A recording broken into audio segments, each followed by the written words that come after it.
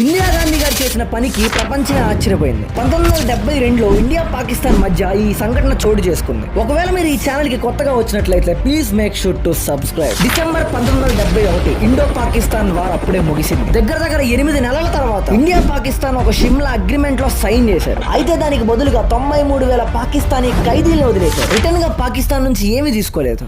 ఎందుకు? Mujibur Rahman father of the Bangladesh Pakistan లో జైల్లో ఉన్నారు. తనకు తానే నన్ను ఉరి తీయండి అని చెప్పడం వల్ల ఇందిరా గాంధీ గారికి ఆయన బ్రతకడం చాలా అవసరమై ఉంది ఈ పనిని చేశారు. అండ్ మనందరికీ తెలుసు బంగ్లాదేశ్ ఫార్మేషన్ లో ఇండియా సపోర్ట్ చాలా ఉందని. మరి ఆ కంట్రీకి లీడర్ లేకపోతే ఇండియాకే చాలా తలవంపులు తీసుకొస్తుంది. సో అందుకే ఇందిరా గాంధీ గారు 93,000 పాకిస్తానీ ప్రెసిడెంట్స్ వదిలేయాల్సి వచ్చింది కేవలం ఈ ఒక్క మనిషి కోసం. ఇలా జరిగినట్టు లీగల్ గా ఎక్కడ రికార్డ్స్ లేవు. కేవలం ఆ 93,000 మంది ప్రెసిడెంట్స్ వదిలేసినట్టే ఉంది కానీ మిగతాదంతా సీక్రెట్ గా దాచిపెట్టారు. అండ్ 40 years తర్వాత ఈ విషయం బయటపడింది. సేమ్ పాకిస్తాన్ లాగే మన ఇండియన్స్ వదిలేసుకోరా 54 మంది పాకిస్తాన్ వాళ్ళు జైల్లో పెడితే వాళ్ళకి